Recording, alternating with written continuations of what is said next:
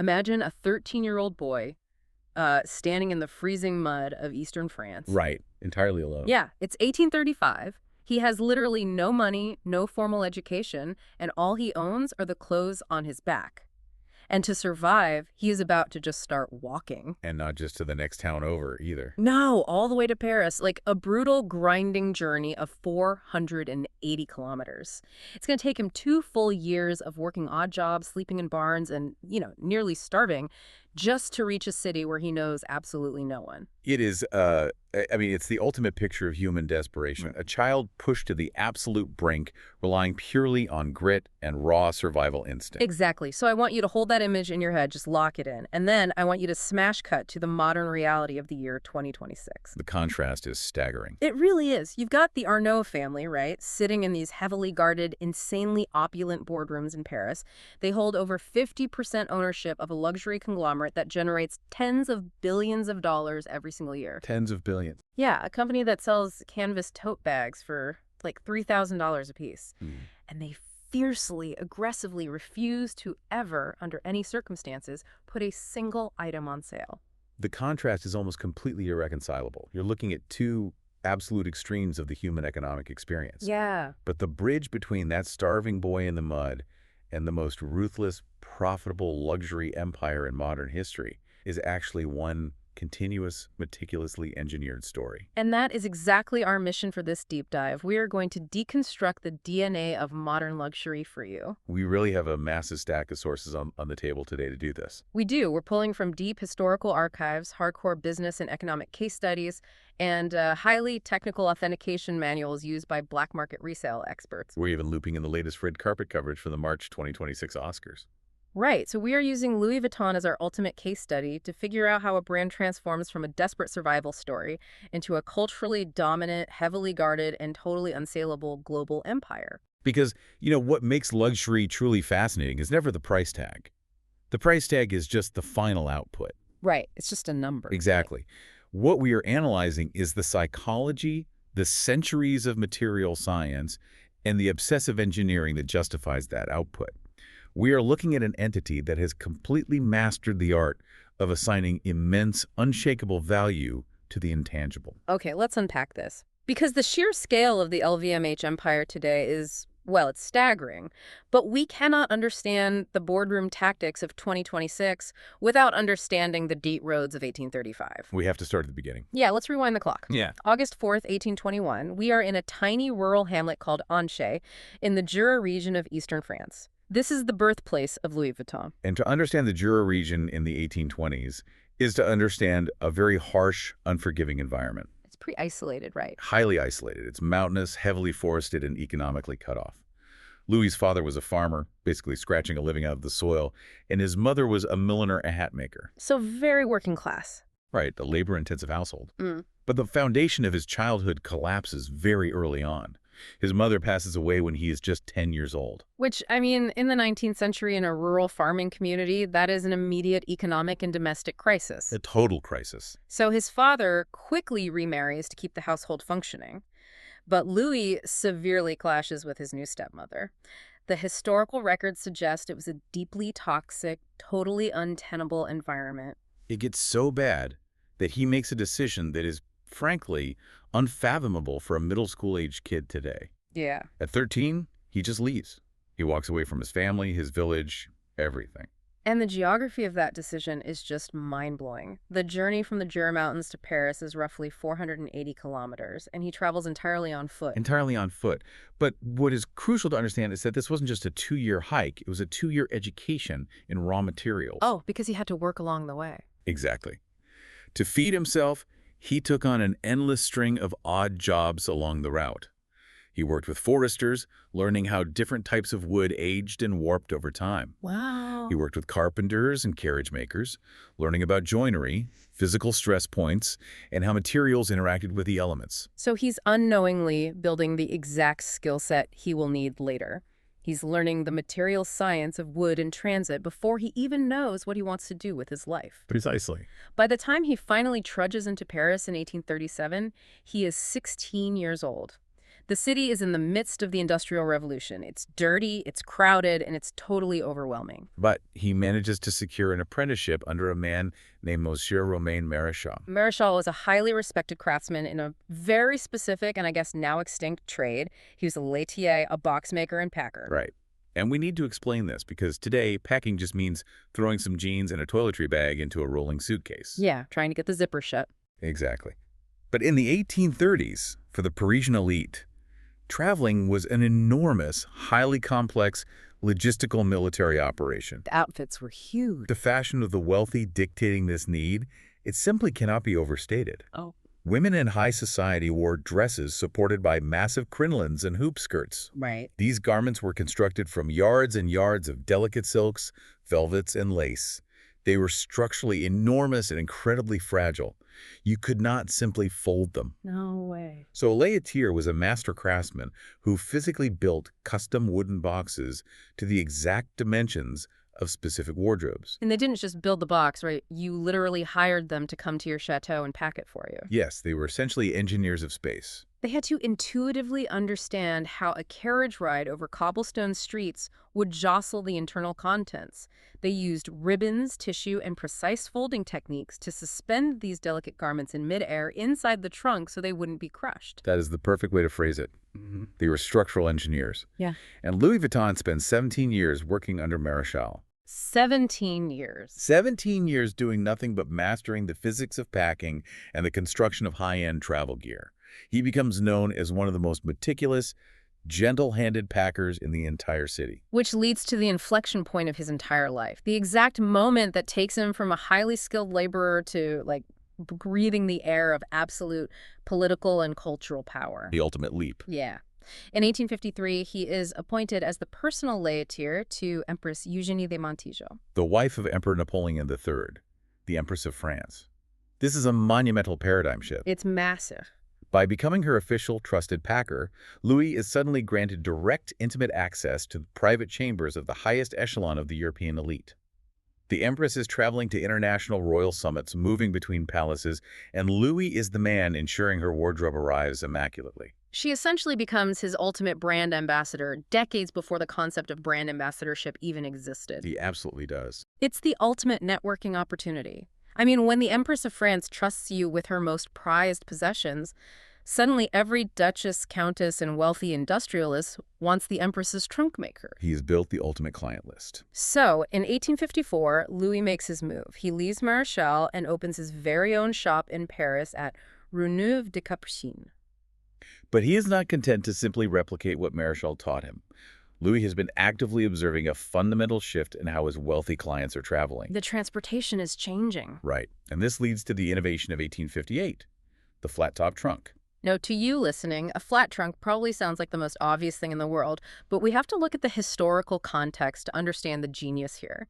Up until 1858, virtually all travel trunks had rounded, domed tops. Think of a classic pirate's treasure chest. Yeah, or the arched lid of a sarcophagus. The dome top was purely functional. For centuries, luggage was strapped to the exterior of horse-drawn carriages, completely exposed to the elements. If you had a flat top, rainwater would pool on the surface, eventually seeping through the leather and destroying the silks inside.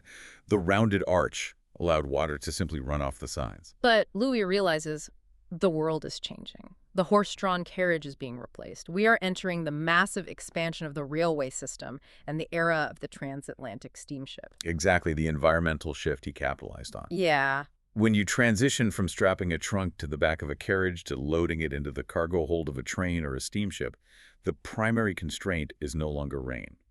The primary constraint becomes space. And you cannot stack a domed trunk. If you put another heavy box on top of an arch, it slides right off. So Louis introduces the flat top. It fundamentally changed everything. It's like inventing the smartphone when everyone else is still making rotary dialers. I mean, it wasn't just an aesthetic upgrade, it fundamentally solved the mechanical problem of modern transit. Wow. He makes the top flat so they can be stacked floor to ceiling in a train car. But he still has to solve the moisture problem, right? The holds of steamships are incredibly damp. If he uses traditional leather, it's going to rot or absorb that gross mildew smell. And that is where the material science innovation was just as vital as the structural one. He completely discards heavy, odor-prone leather. Oh, he ditches it entirely. He does. Instead, he covers his flat-top trunk in lightweight, highly durable canvas that he treats with a proprietary waterproofing compound. It is the birth of what we call functional luxury. Wow. It was lighter, it was waterproof, and it stacked perfectly. It was a brilliant piece of utilitarian engineering. But introducing a massive, highly visible innovation like that, a product that every wealthy traveler suddenly demands, brings an immediate existential threat. The copycats. Yes. When you invent the best thing on the market, the copycats immediately swarm. Other trunk makers see this flat, canvas-covered box and they just start ripping it off. Everyone is making flat trunks. The brand instantly became a victim of its own supreme functionality. This is a pivotal moment because it dictates the entire future trajectory of the company. They had to fight back. Louis Vuitton realized that superior craftsmanship alone was no longer enough. He had to invent visual and mechanical defense systems.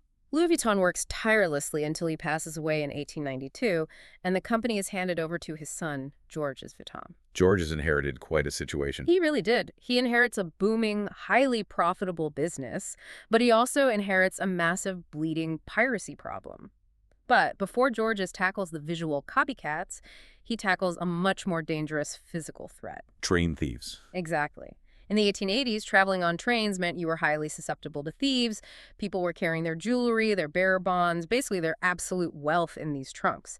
So in 1886, Georges invents the tumbler lock. We need to analyze the mechanics of this lock because it revolutionized luggage security. Prior to this, trunk locks were relatively simple warded locks. A skilled pickpocket or baggage handler could bypass them pretty easily. Georges invents a proprietary spring mechanism.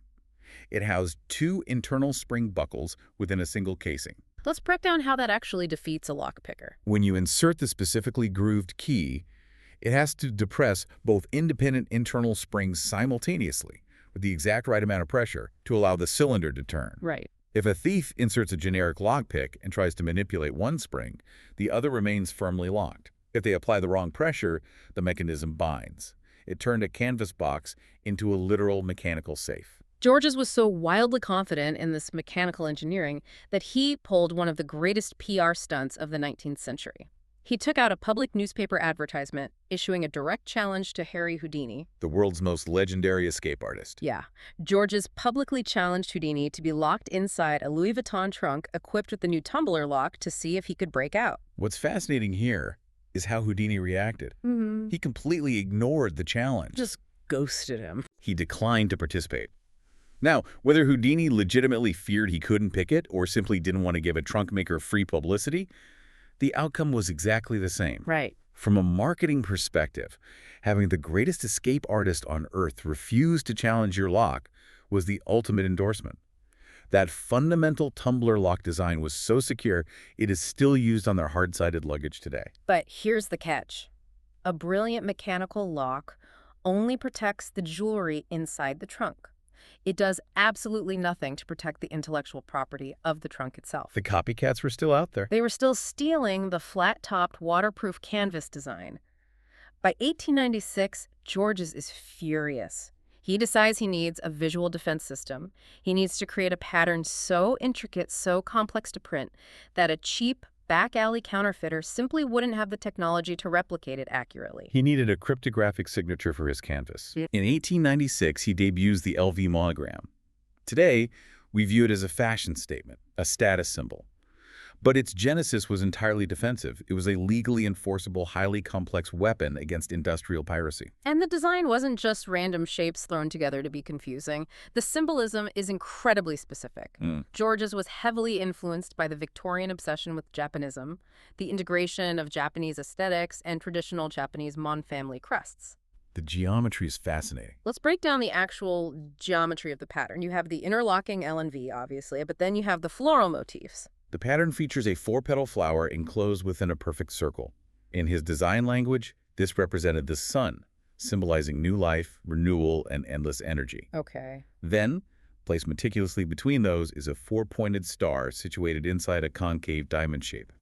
This was designed to represent a star in the night sky, symbolizing guidance and enduring love. And it was all created as a deeply personal tribute to his late father, Louis.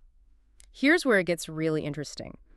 Georges spends agonizing hours inventing this incredibly complex, deeply personal geometric pattern explicitly and specifically to prevent counterfeiting. Right. And yet, cut to the modern day, and the LV monogram is statistically the most counterfeited design in the history of human commerce.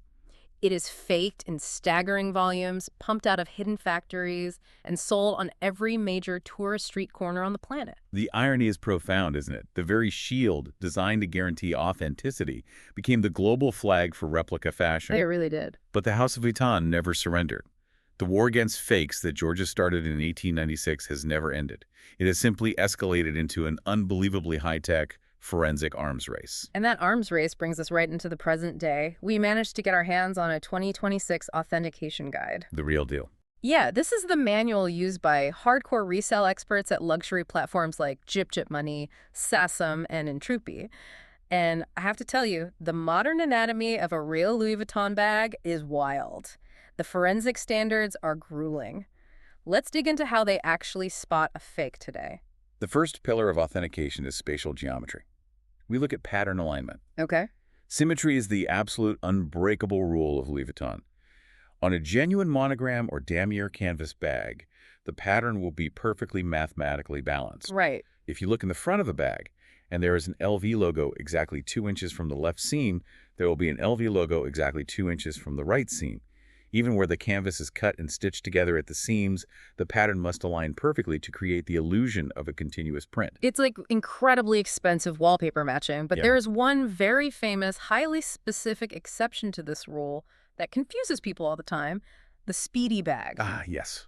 The Speedy is structurally unique. A genuine, classic Speedy bag is not constructed by stitching a front panel to a back panel. It is made using one single, continuous piece of coated canvas that wraps entirely around the body of the bag, from the front zipper down to the bottom and back up to the rear zipper. And the mechanical result of using one continuous piece of fabric is that when the canvas wraps under and comes up the back side, the LV logos on the back of the bag will always be completely upside down. This is a classic trap for counterfeiters. A cheap replica factory will assume the logo is supposed to be upright on both sides, because that seems, correct. Yeah, it makes logical sense. Exactly. So they will cut 2 pieces of canvas, ensure the logos are facing up on both pieces, and stitch them together at the bottom of the bag. An authenticator instantly knows that a seam at the bottom of a Speedy or upright logos on the back guarantees it is a fake. Okay, so that's the macro level. But let's zoom in on the micro level, the heat stamp. This is that little leather tag stitched inside the lining that says Louis Vuitton Paris, made in France, or Italy, or Spain. To a normal person, a stamp is just a stamp. But to an authenticator, the typography is a heavily guarded science. The font quirks are microscopic and fiercely protected. They use proprietary brass dies heated to exact temperatures and pressed with specific poundage into the leather. Wow. If you are examining a genuine heat stamp with a loupe, the letter O in the word Vuitton must be a perfect geometric circle. It is never compressed. It is never an oval. The letter L has a remarkably short horizontal tail, much shorter than a standard font. And my favorite detail, the 2 T's in Vuitton. They are positioned so tightly together that the top crossbars are almost touching, but not quite. Counterfeiters constantly fail this forensic test. They either buy off-the-shelf commercial fonts that look similar but have oval O's, or they use incorrect stamping machines. Right. If the pressure is too deep, the leather puckers. If the pressure is too shallow, the die bleeds. The genuine stamp is crisp, shallow, and typographically flawless. And then you have the hardware and the stitching. A real bag doesn't use cheap, hollow base metals painted gold. It uses heavy brass or high-quality coated alloys. You can literally feel the weight density difference. Absolutely. And the stitching itself is insane. They use a proprietary linen thread coated in beeswax to prevent rot. And it's not a perfectly straight machine gun stitch. No, genuine Louis Vuitton uses a slight angled stitch, which is a hallmark of high-end saddle stitching techniques. Furthermore, the stitch count is rigorously standardized. Oh, really? Yes, on a specific handle tab of a specific model, there will be exactly 5 stitches across the top. Not 4, not 6, 5. Every single time across thousands of bags. But the material that truly separates the real from the fake, the material that acts as a lie detector over time, is the vachetta leather. This is the pale leather used for the handles and the trim. Vachetta is crucial to the brand's identity. It is an untreated vegetable-tanned cowhide. Let's look at the chemistry of that. Yeah. Most commercial leather is heavily treated with chromium salts and synthetic polymer coatings to seal it and make the color uniform. Louis Vuitton's Vachetta has no synthetic coating whatsoever. Its pores are completely open to the environment. Which means it reacts to the world around it. Constantly. Over time, as it is exposed to the ambient oxygen in the air, the natural oils from human hands gripping the handles, and ultraviolet light from the sun, the tannins within the leather undergo a chemical oxidation process. Right. The pale ivory leather slowly darkens, developing what is famously known as the honey-colored patina. It literally gets a tan. It does, and counterfeiters hate Vachetta. Genuine vegetable tanned leather is expensive and difficult to source, so cheap fakes will use polyurethane synthetics or low-grade, heavily treated leathers. And how do those age? They don't. A cheap synthetic handle will remain stark, ghostly white forever, or if it does discolor, it turns a sickly, unnatural gray-brown. Gross. Furthermore, if you look at the raw edges of genuine Vachetta leather, they are sealed with a very specific, painstakingly applied, smooth red-orange glazing. Fakes almost always get the color chemistry wrong, using a bright, plastic-looking cherry red that flakes off. So you have the geometry, the typography, the chemistry of the leather, but the biggest, most aggressive shift in this authentication arms race is the tech. The RFID chips. Yes. For literally decades, if you wanted to know if a Louis Vuitton bag was real, you went hunting for the date code.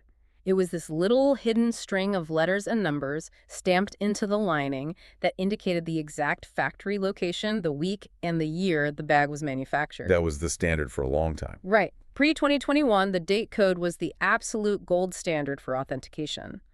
But our sources confirm a massive operational pivot.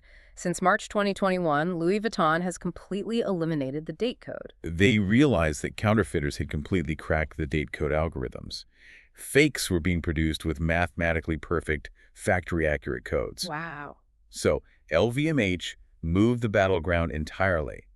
They transitioned to embedding invisible RFID radio frequency identification microchips directly into the internal lining of the bag. So there's a literal computer chip sewn inside the canvas. A passive chip, yes.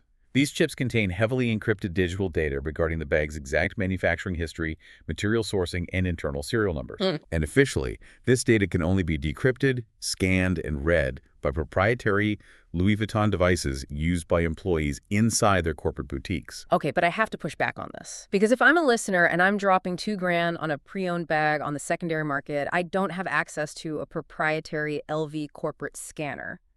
Aren't there just apps for this? Can I just hold my smartphone against the bag and scan the chip? That's a common assumption. And for that matter, I mean, think about digital piracy in video games or software.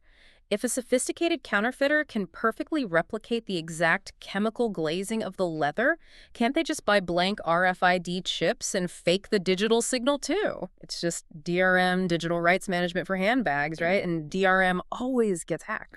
This raises an important question, and you are highlighting the absolute core of the modern authentication crisis. To answer your first point, yes, you can download third-party NFC scanner apps on your phone. And yes, if you wave your phone over a genuine post-2021 bag, the app might detect the physical presence of a chip. But it cannot decrypt the proprietary data payload. It just tells you a chip exists. Which means nothing if the counterfeiters are adapting. And they are. Yeah. We are now dealing with a terrifying evolution in the market called superfakes. These are unauthorized replicas manufactured in highly sophisticated, heavily funded syndicate factories. That sounds intense. They sometimes manage to source the exact same raw canvas and hardware suppliers as the authentic brands. And yes, to your point, they have begun buying blank RFID chips in bulk, programming them with fake data strings and embedding them in the superfakes. Oh, wow. They even generate fake date codes on older replica models that technically perfectly follow LV's historical factory algorithms. So the microchip isn't some magic impenetrable bullet for the consumer? Not at all. In fact, over-reliance on the technology is dangerous. Third-party apps and historical date codes are no longer 100% foolproof. Yeah. If an authenticator just scans a chip, gets a ping, and says, "It's real," they are failing at their job. True, undeniable authentication today requires a holistic, multi-sensory examination of the physical craftsmanship. you have to ignore the tech. Back to basics. Exactly. You have to literally feel the weight density of the brass, smell the chemical profile of the vachetta, use a macro lens to examine the microscopic angle of the linen thread, and observe how light refracts off the red edge dye. The human element is still the only defense against a superfake. Which means knowing how it's put together is only half the battle. Knowing exactly what it's made of and how to preserve that material over decades is the only way these bags maintain their insane resale value. Let's dig into the material science, because while the brown monogram canvas gets all the attention, the material catalog of the house is much deeper. It is extensive. We've heavily discussed the monogram, but historically, the damier canvas actually predates it. The checkerboard pattern. Correct. The damier was initially introduced in 1888, though our historical sources note it experienced a massive modern resurgence and rebranding in 1896 and later in the 1990s. Right. It is the iconic geometric checkerboard, and most commonly comes in ebony, which is the dark brown and black variation designed to hide wear, and azure, which is a stunning white and navy blue variation explicitly designed to evoke the maritime lifestyle of the French Riviera. But canvas is still ultimately coated cotton. When they move into pure leathers, the engineering shifts. In 1920, they introduce epi leather, and epi is totally different from anything else they make. It doesn't have a smooth finish. It has this highly rigid, deeply textured, wave-like grain pressed into it. Epi was engineered for absolute resilience. It is entirely plant-dyed, highly water-resistant, and because of that deep, multitonal wave texture, it is virtually scratch-proof. That's super practical. It is. If you drag a fingernail across smooth calfskin, you leave a permanent mark. If you drag it across epi, the texture completely masks it.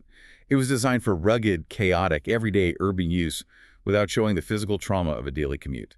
And then we see a massive, highly controversial aesthetic shift in 1998 with the introduction of monogram furnace. This was the brainchild of Marc Jacobs during his explosive tenure as creative director. Vernices literally translates to varnish. And it looks exactly like varnish. Yeah. It is premium calfskin leather that is deeply embossed with the LV monogram pattern and then heavily coated in a high-gloss synthetic patent finish.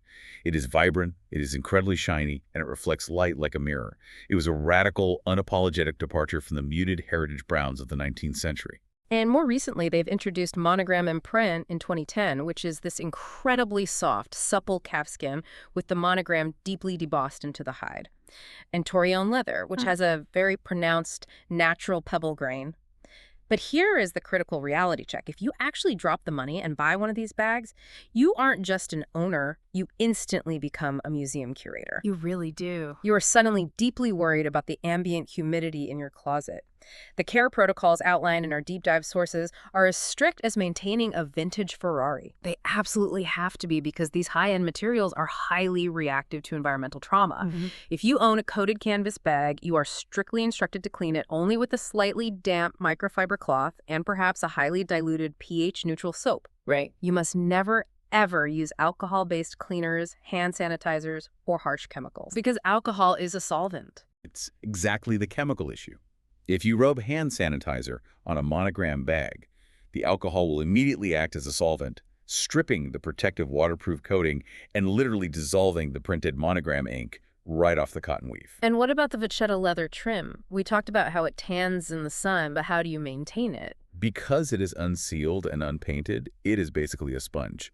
You have to actively condition the vachetta every 3 to 6 months using specialized wax-free leather creams to keep the internal fibers hydrated so they don't crack. Oh.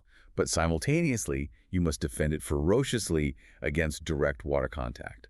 If you get caught in a rainstorm with fresh vachetta, the water drops will soak into the open pores and leave permanent, dark water spots that cannot be removed. It's a nightmare of maintenance, and if you have the glossy Vernus leather from the Marc Jacobs era, you have to keep it out of direct sunlight entirely. If you leave a bright pink Vernus bag sitting on a sunny windowsill, the ultraviolet light will chemically break down the patent coating, and the vibrant colors will literally fade and bleed into a yellowish hue.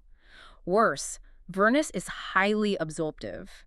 If you set it down on top of a printed magazine receipt, the patent coating will literally pull the ink off the paper and absorb it permanently into the leather. Even the act of storing the bag when you aren't using it is a highly regulated protocol. You must store it inside the breathable cotton felt dust bag it came with. You should never, ever store a luxury leather bag in a sealed plastic storage bin. Because it creates a microclimate. Precisely. Leather needs to breathe. If you seal it in plastic, any trapped moisture will rapidly develop into mold, Yeah. entirely destroying the bag. Yeah. You have to physically stuff the interior cavity with acid-free tissue paper to maintain the structural silhouette so the canvas doesn't crease and crack over time. And you must use fresh silica gel packets inside the dust bag to actively control the ambient humidity, rotating them out every few months. Exhausting. But there's a psychology to this maintenance that goes beyond simply protecting a financial asset. The materials, particularly the vachetta leather, are quite literally designed to age. That honey-colored patina we talked about, it doesn't happen uniformly in a factory. No, it doesn't. It happens entirely uniquely based on your specific lifestyle. How tightly you grip the handles, the unique pH balance of the natural oils in your skin, the specific climate of the city you live in. The aging process is a feature, not a flaw. It makes each bag a living, physical record of the wearer's life. A pristine, stark white handle means the bag has been locked in a closet. It hasn't lived. Right. A rich, dark, uneven patina means it has traveled the world, it has been to dinners, it has lived a life alongside you. I love that perspective. The wear and tear isn't damage, it's a diary. It's an autobiography written in oxidized leather. And these meticulous living materials are wrapped around some of the most famous, recognizable silhouettes in fashion history. But what blows my mind is that these iconic shapes that define modern luxury, were often born from highly specific, sometimes completely bizarre, functional requests. This circles us all the way back to Louis' original 1858 flat trunk. The core philosophy of the brand is functional luxury. They don't just design a shape because it looks pretty, they design a shape to solve a mechanical problem. Like the Alma bag. Let's look at the Alma. The Alma, introduced to the public in 1934, it has that very structured architectural domed shape with a sturdy base. Originally, it was called the Squire bag, then it was renamed the Champs-Élysées, before finally settling on the Alma, named after the elegant Place de l'Alma in Paris. It has a rich history. But the incredible, almost unbelievable fact hidden in its history is that the prototype was not designed for the public. It was actually a highly secretive custom order placed in 1925 by Coco Chanel. It's a fascinating historical intersection of titans. Coco Chanel, the founder of what would become one of the greatest rival fashion houses in global history, commissioning Louis Vuitton to build her personal travel bag. It's so ironic. It underscores the absolute, undisputed supremacy Louis Vuitton had in the realm of luggage at that time. Chanel was deeply pragmatic.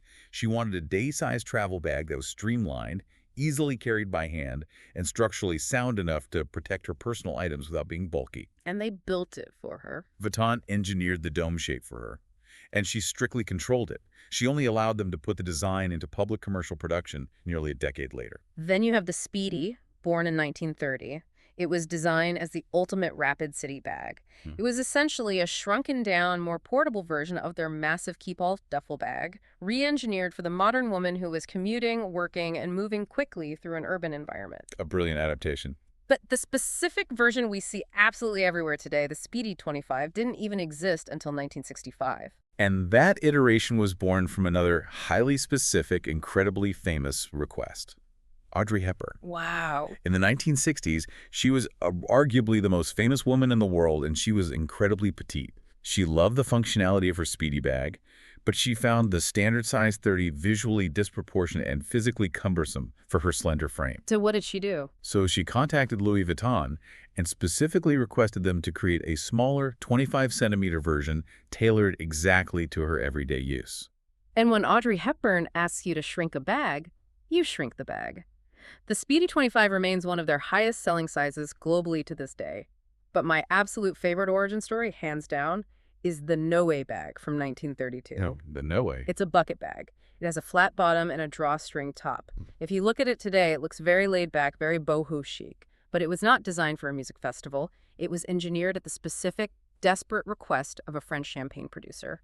A magnificent example of specialized structural engineering. Yeah. This producer had a logistical nightmare. He needed to transport premium champagne to his clients in high society parties. Right.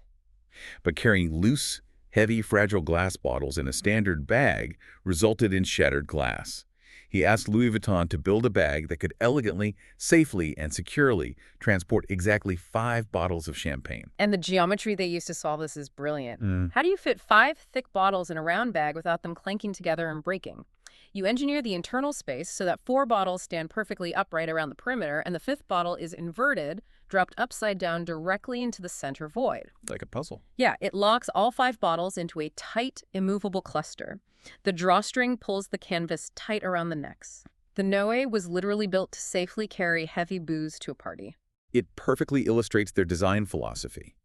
Identify a highly utilitarian, physical needs safely carrying fragile glass under heavy weight, and engineer a solution that is so structurally sound and visually elegant that it entirely transcends its original, highly specific purpose to become a timeless, universal fashion icon. And they apply this philosophy of extreme structural integrity to everything. Look at the Neverfull, which they launched in 2007. It's a massive open-top tote bag. It's designed to be completely reversible.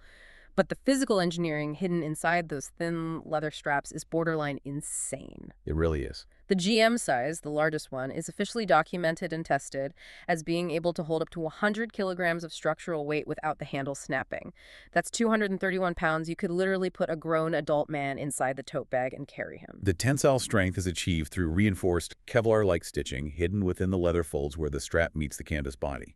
It's industrial-grade load-bearing, masquerading as a delicate accessory. But this brings up a massive glaring contradiction for me. We are talking about ultimate, unreachable, elite luxury. But if you are mass-producing a canvas tote bag that you can literally haul 100 kilos of heavy groceries in, how on earth do you maintain the illusion of exclusivity? That is the pivotal question of modern capitalism. Because the illusion of luxury is not maintained solely by the physical design of the bag or the Kevlar stitching in its straps. Right. The aura of luxury is maintained, defended, and violently enforced by the ruthless, iron-fisted business strategy executed by the men running the boardroom. The ultimate magic trick of Louis Vuitton is successfully combining high-volume mass production with an aura of absolute, untouchable exclusivity. So let's talk about the boardroom. Let's talk about the cutthroat business of exclusivity. First of all, we have to look at the pricing strategy. We live in a global retail world dictated by discounts. You wait for Black Friday, you hunt for a promo code, you drive out to the outlet mall to get last season's stock at 40% off. Louis Vuitton operates on a completely different, almost alien economic plane. To understand their model, we have to contrast it against standard corporate business practices. Okay. The vast majority of retail companies use what we call cost-plus pricing. They calculate the raw cost of the cotton, the leather, and the factory labor, and they add a standard percentage margin, say 30%, to arrive at the retail price. Other tech and service companies use penetration pricing. Right. Our economic sources use the example of a streaming service like Disney plus Hotstar entering a highly competitive new market like Thailand. They will enter with an incredibly low, highly subsidized introductory price. To undercut the competition. Exactly. They want to rapidly acquire a massive user base, knowing full well they will take a financial loss initially, with the plan to slowly raise prices later once the audience is locked in. Louis Vuitton rejects both of those models entirely. They utilize value-based pricing, and specifically they operate in the realm of Veblen goods. Okay, let's explain the Veblen curve, because this is where standard economics breaks down completely. In a standard economic supply and demand curve, if you lower the price of an item, demand goes up because more people can afford it. If you raise the price, demand drops. That's basic econ. Exactly. But a Veblen good, named after the economist Thorstein Veblen, defies this logic. With a Veblen good, as the price increases, the demand actually increases. Because the high price tag is the entire point. Exactly, the mechanism. They don't price the bag based on the $10 worth of coated canvas it took to make it. They price it based on the perceived societal value of the brand's heritage, the status it signals to other people, and the sheer desirability of the object. Wow. The price is high because it must remain exclusive. If it were cheap, the wealthy elite would immediately stop buying it because it would no longer signal wealth. And the absolute cornerstone of protecting that perceived value, of keeping that Veblen curve intact, is their draconian, unyielding, no-sale policy. It is absolute. It is written in stone. There are no Louis Vuitton outlet stores hidden in suburban malls. There are no end-of-season clearance racks. There are no promotional discount codes for first-time buyers. None of it. A bag costs what it costs today, tomorrow, and 10 years from now. In fact, they implement scheduled annual price increases across the board. But the most extreme aspect of this policy is how they handle dead stock. If they produce a seasonal run of a specific bag and it doesn't sell, they do not mark it down to clear the shelves. Don't burn it. Historically, yes, the brand has been known to physically incinerate or shred unsold merchandise, rather than let it enter the secondary market at a discount. That's intense. Because the psychological mathematics are brutal. The single moment a consumer believes they can acquire the product for less than retail, the illusion of premium exclusivity shatters instantly, and the Veblen effect collapses. But enforcing that kind of absolute dictatorial control over a global market requires a corporate structure that is equally unyielding and ruthless. Which brings us to the corporate takeover. The story of how Louis Vuitton morphed from a highly successful, privately family-run trunk maker into the foundational anchor of the LVMH super conglomerate. This transition begins in the 1970s. A man named Henry Racamier, who was a former steel executive, had married into the Vuitton family. He was asked to take over the management of the company. Right. Now, Racamier was an absolute visionary when it came to vertical retail scaling. Before him, Vuitton bags were sold through wholesale distributors. Racamier cut out the middlemen. He brought all retail operations entirely in-house. He wanted to control the entire pipeline from the factory floor to the customer's hands. And it worked. In just 13 years, he took Louis Vuitton from a handful of sleepy boutiques to an aggressive global network of 125 stores. He multiplied their revenue exponentially. A massive expansion. He took the company public on the stock exchange, and then in 1987, he orchestrated a monumental, historic corporate merger. He merged the leather goods powerhouse of Louis Vuitton with Moet & Chandon and Hennessy, the absolute titans of luxury champagne and cognac. This merger formed the mega entity known as LVMH. But merging incredibly wealthy, deeply proud, century-old family dynasties is never a peaceful endeavor. Yeah. Almost immediately after the ink dried on the merger, massive fractures appeared. Yeah. Racamier, representing the Vuitton side, was locked in a bitter, paralyzing feud with Alain Chevalier, the executive representing the Moet Hennessy side. It was a boardroom civil war over who actually controlled the future of the conglomerate. And this is where Racamier makes a fatal error. He's locked in this stalemate, so in 1989, he looks for an outside ally to help him consolidate voting power and crush the Moet Hennessy faction. He invites a young, highly ambitious French real estate developer and businessman named Bernard Arnault to invest in the company and back him up. It was, historically speaking, the greatest corporate miscalculation of the 20th century. Oh, man. Racamier believed Arnault would be a loyal, subordinate attack dog. But Arnault did not come in to be a subordinate.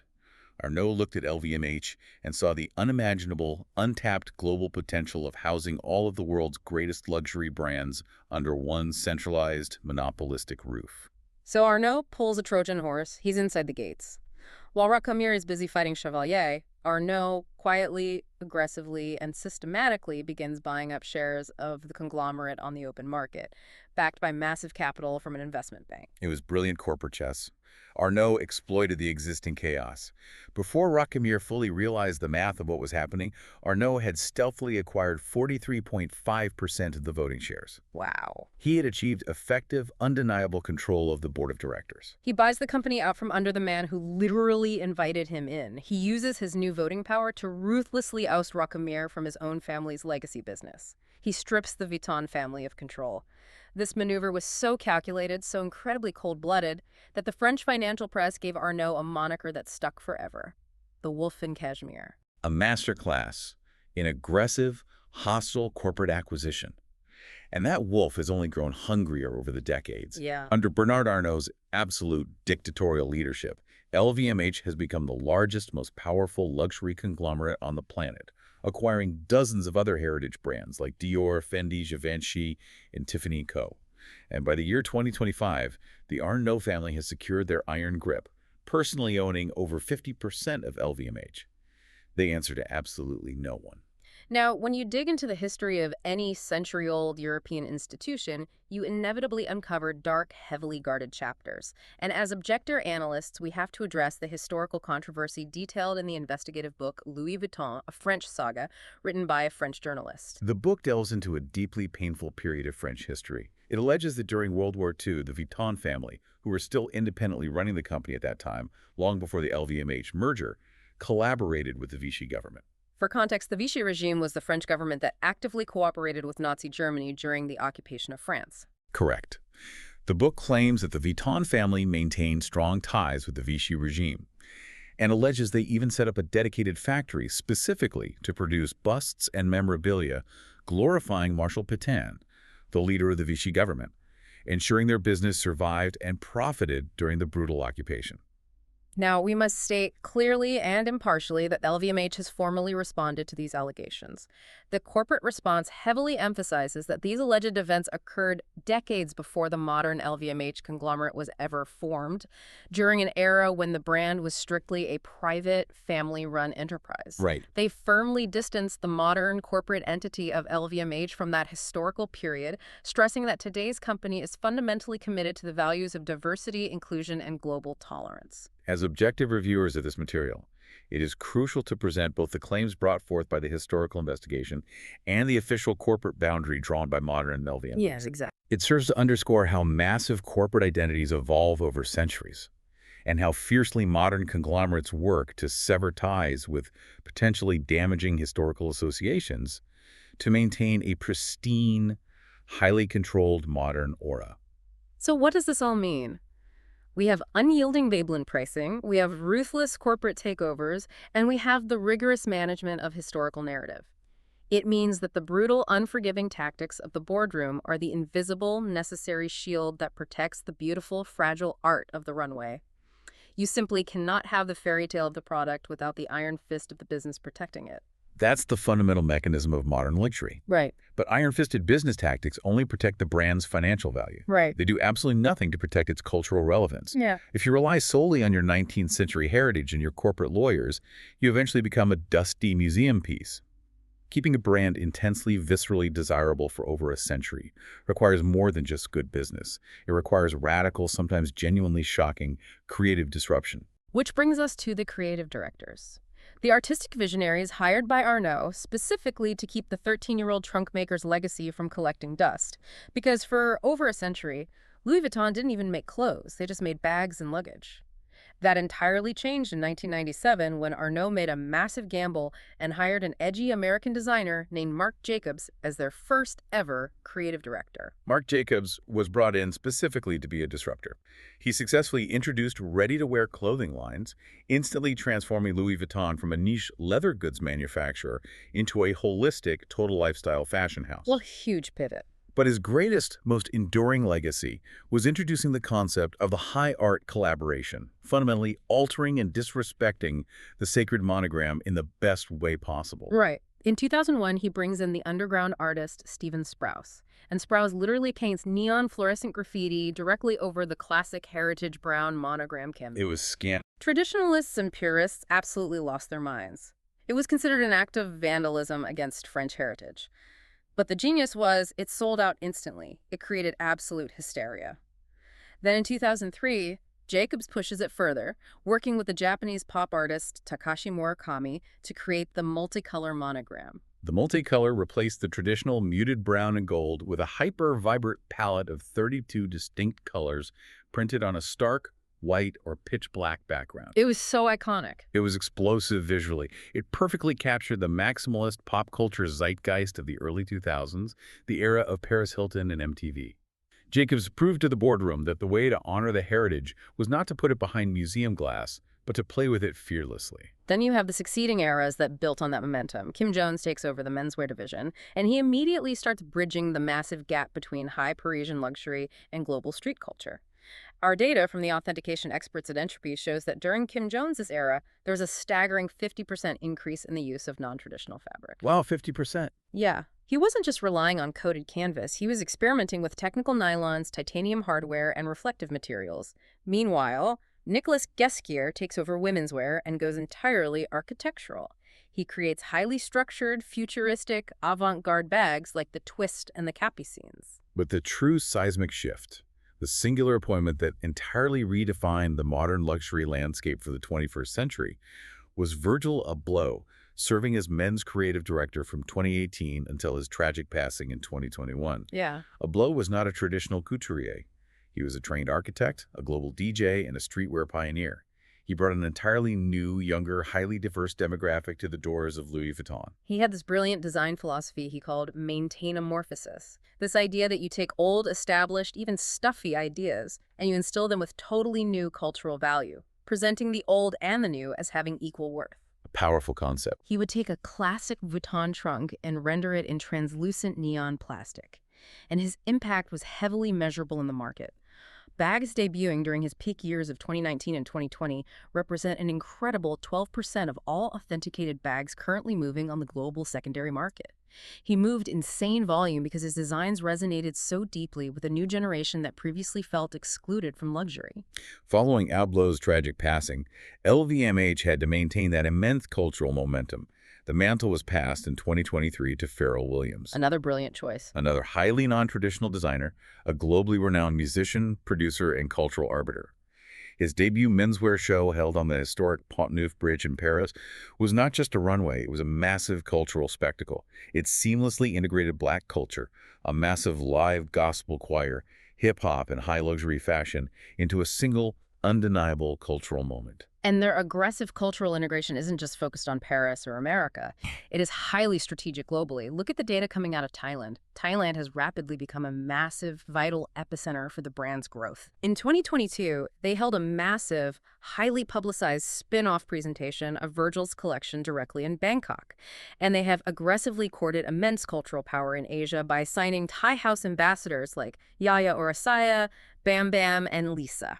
They are deliberately leveraging the explosive, fanatic global reach of Thai media and K-pop culture. If we connect this to the bigger picture, we begin to understand why Louis Vuitton is fighting so fiercely on so many different, seemingly unrelated cultural fronts simultaneously.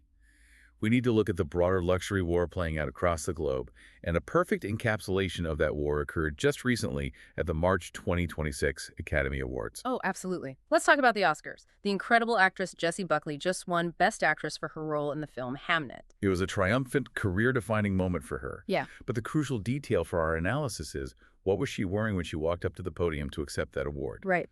She was wearing a custom, heavily publicized gown designed by Chanel, explicitly inspired by the classic Hollywood glamour of Grace Kelly. Right. And Chanel, operating independently, is one of LVMH's biggest, most formidable standalone rivals. Exactly the issue.